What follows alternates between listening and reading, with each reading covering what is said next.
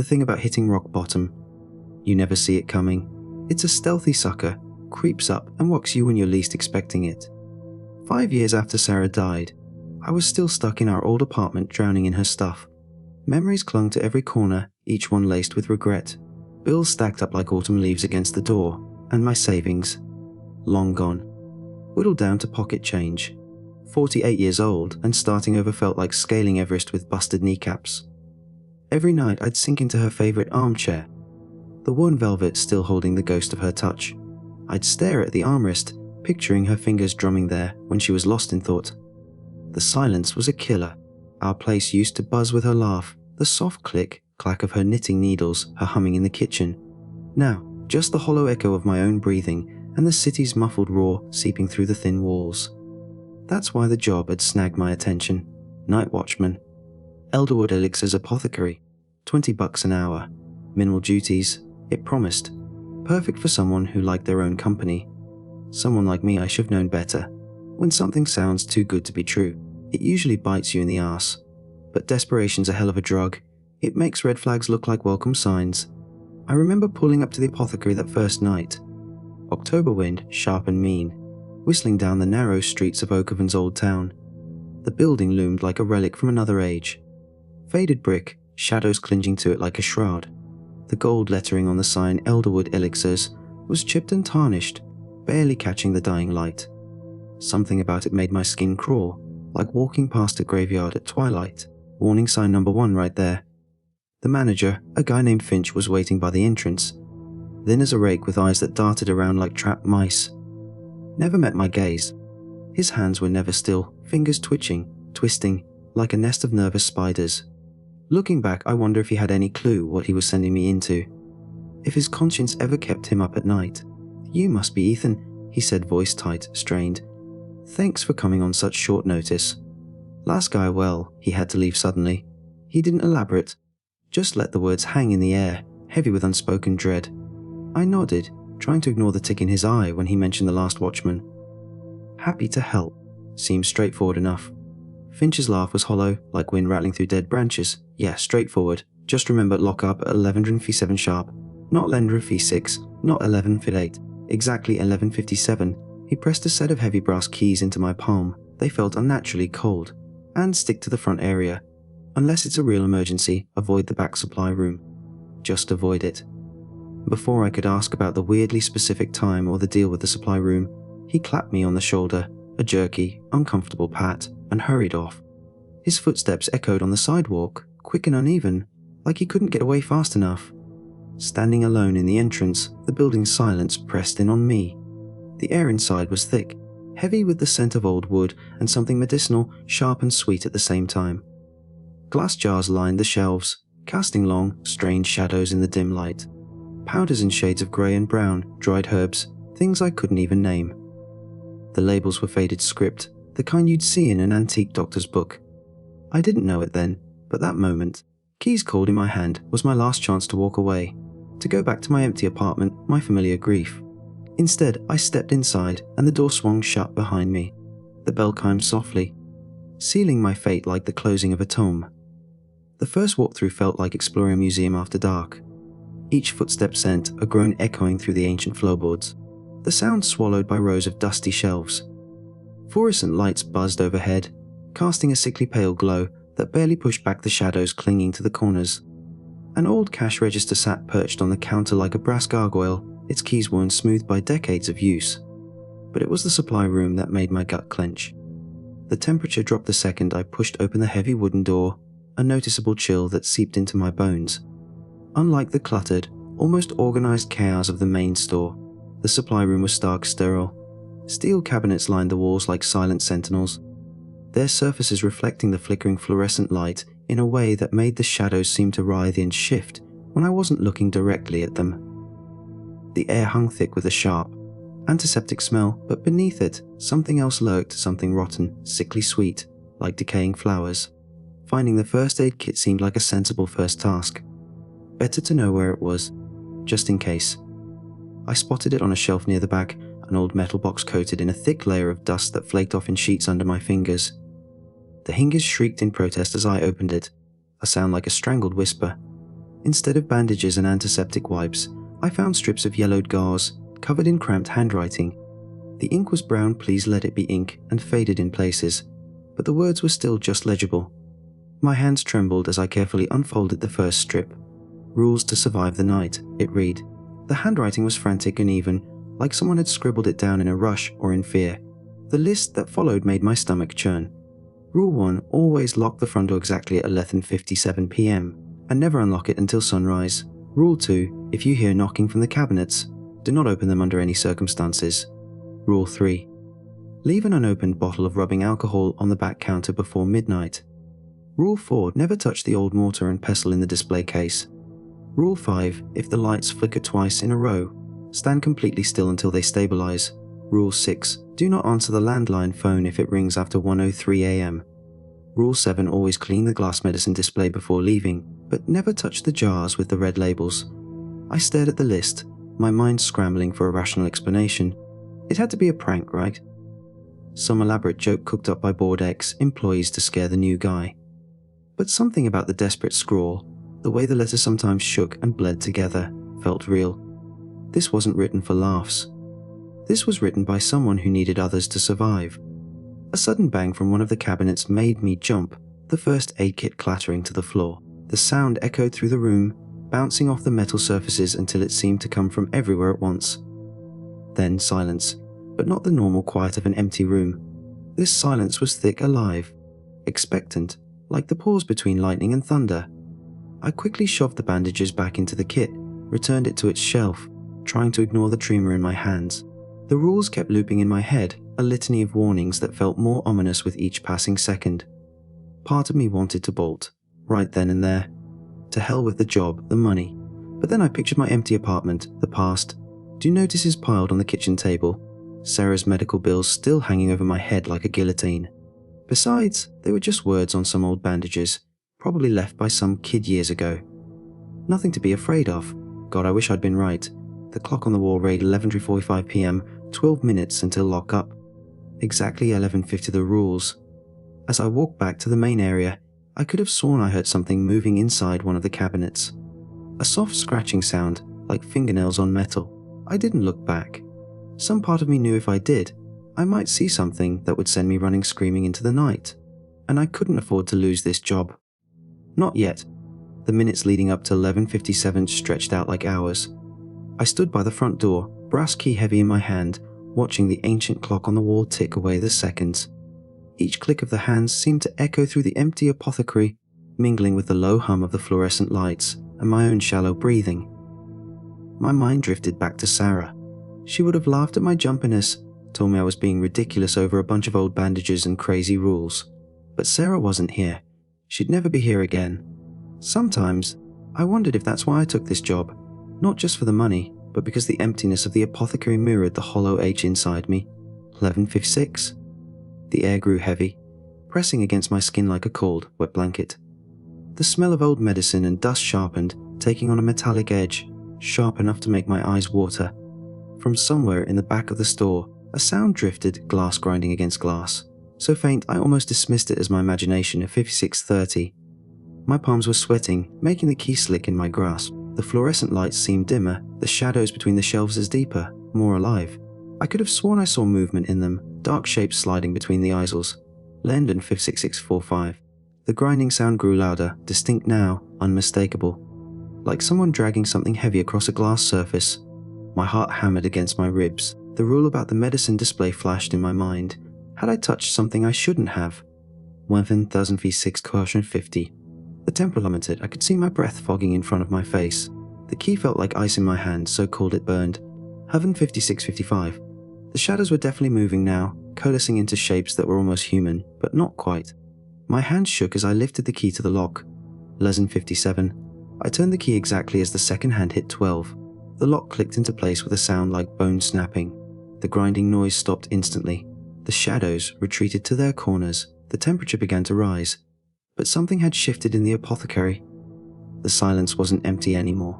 It was expectant, like a held breath, and then I heard it, a soft thud from deep within the store, followed by another, and like footsteps, but too heavy, too irregular. They were coming from the direction of the supply room. I gripped my flashlight tighter, its beam a weak yellow finger against the growing darkness between the shelves. The rules hadn't said anything about investigating strange noises, but I was the watchman. It was my job to check, wasn't it? The thuds grew louder as I approached the supply room. The air grew colder with each step, until I was shivering despite my jacket. The medicinal smell was stronger here, mixed with something else, something that reminded me of the hospital where Sarah spent her last days. The supply room door was closed, just as I'd left it, but there was something wrong with the shadows around it. They seemed to pulse and writhe, like living things trying to break free from the walls. My hand trembled as I reached for the doorknob. The metal was so cold it nearly stuck to my skin. I pushed the door open. The supply room was exactly as I'd left it. Every cabinet closed, every shelf untouched. But there, on the back counter, sat a bottle of rubbing alcohol, full unopened. The label gleamed under the flickering fluorescent light. I hadn't put it there. The third rule echoed in my mind.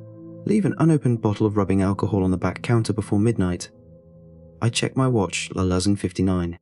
As I stared at the bottle, trying to make sense of its sudden appearance, a new sound filled the air. A soft, rhythmic tapping, coming from inside one of the cabinets. Like knuckles against metal. If you hear knocking from the cabinets, do not open them under any circumstances. The knocking grew louder, more insistent. Then another cabinet joined in, and another. Soon the whole room was filled with a symphony of knocking, each cabinet contributing its own desperate rhythm. I backed away slowly, my heart threatening to burst from my chest. Just before I slammed the door shut, I caught a glimpse of one of the cabinet doors beginning to vibrate, its hinges squealing in protest.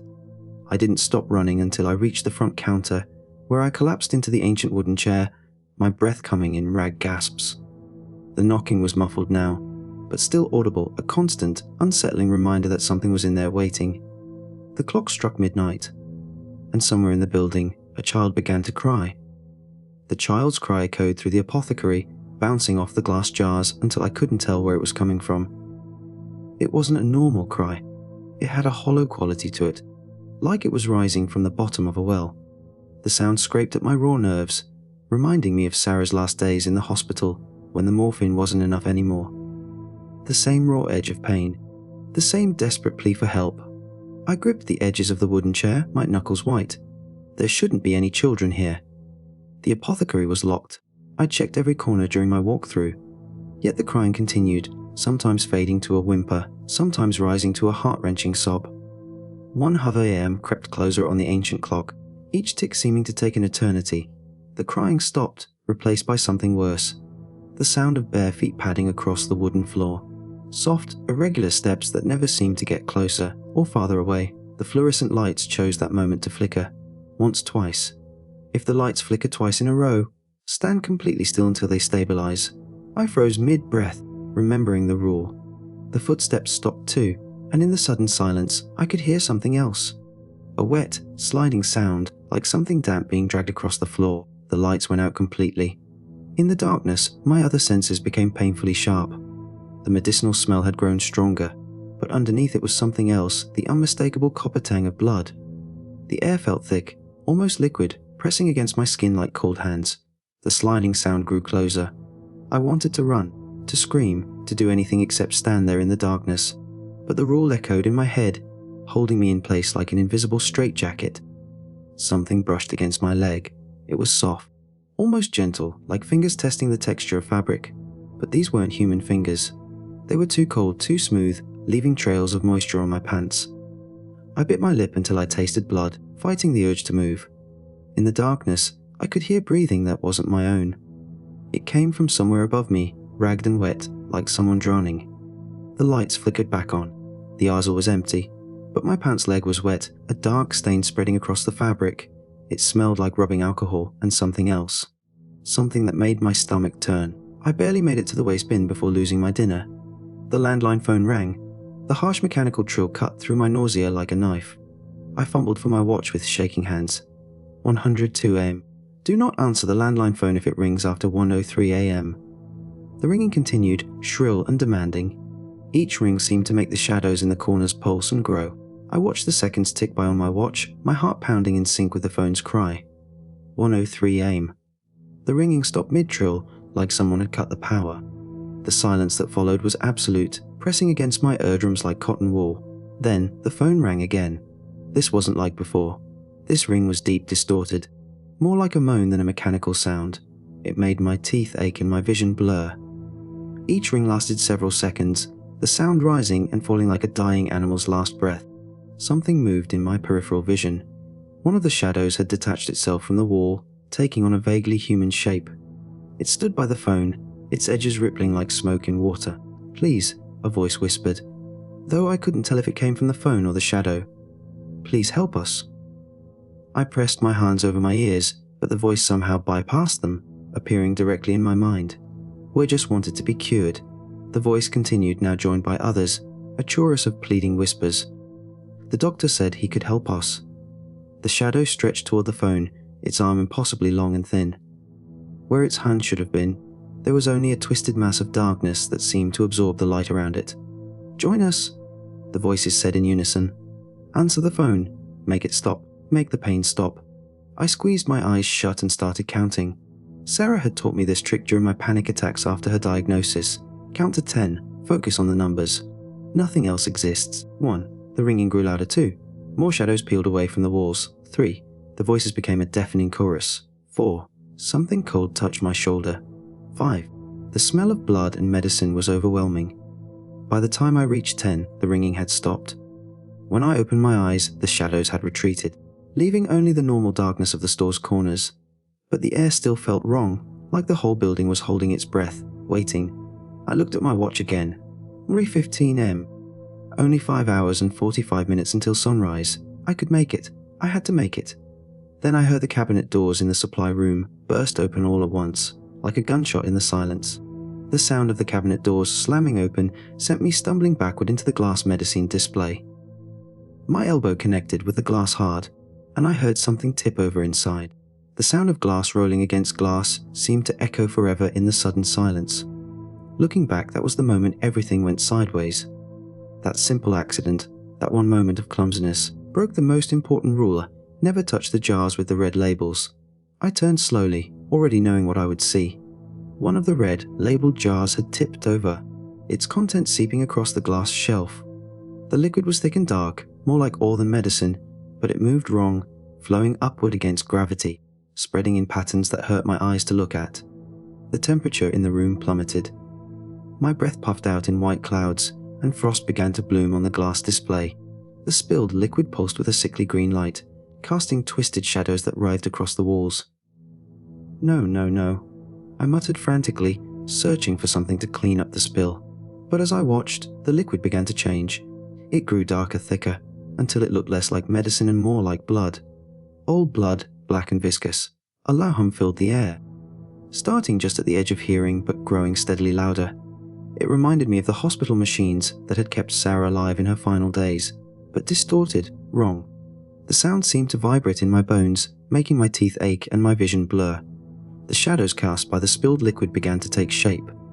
At first, they looked like smoke, but then they solidified into something worse of faces. Dozens of them pressed against the walls like dark photographs, their features twisted in expressions of agony. Their mouths moved silently, but I could feel their words in my mind. "Help us. Save us. I'm sorry," I whispered, though I didn't know what I was apologizing for. I didn't mean to. The faces screamed. The sound was impossible. It came from everywhere and nowhere, a symphony of agony that shattered every remaining glass jar in the display case. I collapsed to my knees, hands pressed against my ears, but the screaming was inside my head now. Through the cacophony, I began to see things, flashes of memory that weren't mine. A hospital ward, beds filled with dying patients, the stench of sickness and despair, a doctor in an old-fashioned coat, grinding herbs in a mortar and pestle, promising cures that never came. We trusted him, the voices whispered. We believed him when he said he could save us. But the medicine was wrong. The spilled liquid had spread across the floor now, forming a perfect circle around me. In its reflection, I saw faces I somehow recognized. The patients from those borrowed memories. Women, children, all of them sick. All of them desperate for the miracle cure the doctor had promised. He didn't tell us what was in the medicine, the voices continued. Didn't tell us the price we would pay. And when we died, when his experiments failed, he didn't let us go. The shadows peeled away from the walls, taking solid form. They moved like smoke but looked almost human. Their bodies emaciated, their eyes sunken and dark. They surrounded me, their cold hands reaching out. "You spilled the medicine," they said in unison. "You broke the seal. Now you must take our place." "What seal?" I gasped, scrambling backward until I hit the display case. "What do you mean?" "The red bottles contain more than medicine," they whisper in us. "They contain our suffering, our souls." And then I felt something wet and cold touch my ankle. The spilled liquid had reached me, soaking through my sock. The sensation was like ice, but it burned. A deep, consuming cold that spread up my leg like poison. "Now you'll understand," the voices said. "Now you'll become part of the apothecary, part of us." The cold reached my chest, and with it came the pain. Not just physical pain, but the accumulated agony of dozens of souls who had died in that forgotten hospital ward. I felt their fear, their desperation, their betrayal. I felt the burning of toxic medicines in their veins, the slow failure of their organs, the moment each of them realized they were going to die. I tried to scream, but no sound came out. The shadows pressed closer, their forms melting together into a wave of darkness that crashed over me like tar. As consciousness faded, I saw the doctor's face one last time. Not in memory, but there in the apothecary, watching from behind the last display case, with eyes that glowed like dying stars. The last thing I heard was his voice, echoing across decades of suffering. "The medicine must be preserved. The work must continue. And now you'll help me." I woke up in a hospital ward, but not one from our time. The air was thick with the stench of decay and disinfectant, and the walls were stained with age-old water damage. Rows of iron beds stretched into the darkness, each one occupied by a writhing, moaning figure. This was the place from the visions, the hospital that had stood here before the apothecary. But seeing it like this, living it, was infinitely worse than any memory. A nurse rushed past me, her white uniform stained with something dark, her face gaunt, eyes hollow with exhaustion and horror. "Doctor," she called out, her voice trembling. "We're losing another one. The new medicine, it's making them worse." I tried to move, to speak, but my body wouldn't respond. I was trapped in this moment, forced to witness what had happened here. The walls seemed to pulse with shadows, and in them, I saw faces I recognized from the apothecary, the same tortured souls who had reached for me. The doctor appeared from the darkness, and my blood ran cold. He wore a long black coat, but it wasn't the coat that terrified me, it was his eyes. They held the same sickly green glow as the spilled liquid, burning with a fevered intensity that spoke of madness and obsession. "The medicine will work," he muttered, moving between the beds with quick, jerky movements. "It must work. They don't understand. Sacrifices must be made for progress." In his hands was the mortar and pestle from the display case, but now it was crusted with dark stains. As he ground whatever was inside, the patients began to scream, their bodies contorting unnaturally, backs arching off the beds, skin turning grey and translucent. The Nerva Dios pleaded, grabbing his arm. "Stop this. There's suffering, this isn't medicine anymore, it's torture." He shook her off, his eyes blazing brighter. "Suffering is necessary for advancement. Their pain will save thousands, millions. And their spirits will fuel my work for eternity." The scene shifted, blurred, reformed. Now I saw him at night, alone in the ward, performing rituals over the dying. The mortar and pestle glowed with an unholy light as he mixed herbs with something darker, something that moved and whispered. With each death, the shadows grew stronger, and the doctor's eyes burned brighter. "Do you understand now?" The voices were back, surrounding me in the darkness. "He didn't just kill us, he bound us here. Our spirits, our pain, our very essence trapped in his medicines for nearly a century." The hospital dissolved, and I was back in the apothecary. But everything was different now. The walls were transparent, showing the hospital ward that still existed in some other dimension. The shelves of medicines glowed with trapped souls, each bottle a prison for countless tortured spirits. I tried to run, but my body felt wrong, light, insubstantial. When I looked down at my hands, I could see through them. "Welcome to our family," the voices whispered. "You spilled the medicine. You released some of us. But the price of the price must be paid." That's when I saw my body, still lying by the display case. But it wasn't really my body anymore. The skin had turned grey and translucent, just like the patients in the vision, and inside I could see shadows moving, writhing, making themselves at home. "Help!" I tried to scream, but no sound came out. Instead, I heard the doctor's laughter echoing through decades of trap time. No one can help you now, his voice rasped. You're part of my collection, part of my great work. Your spirit will fuel the medicines, just like the others. And when the next night watchman comes, I understood then. Understood why Finch had been so nervous, why he'd been so specific about the rules. He knew. He'd always known. How many others had he sent here? Feeding the doctor's eternal experiment. The shadows swirled around me, through me, pulling me toward the red, labeled bottles. I tried to resist, but how do you fight something that's everywhere, everything? Don't fight it, the other spirits whispered. It's easier if you don't fight. Just let go. Become part of the medicine. Part of us. As I felt myself dissolving, becoming one with the shadows and the spirits and the toxic medicines, my last thought was of Sarah. At least now I understood her suffering. At least now I could share it with all the others trapped here in this apothecary that was never really an apothecary at all. Morning came as it always did. Finch found the store exactly as it should be. Everything in its place, every jar intact, though one of the red labelled bottles seemed a bit fuller than before. He sighed when he saw my body, grey and empty, slumped against the display case. I'm sorry, he whispered, though whether to me or himself, I couldn't tell. But the doctor, he must have his medicines. His work must continue. He was already pulling out his phone as he walked away, probably to post another job listing.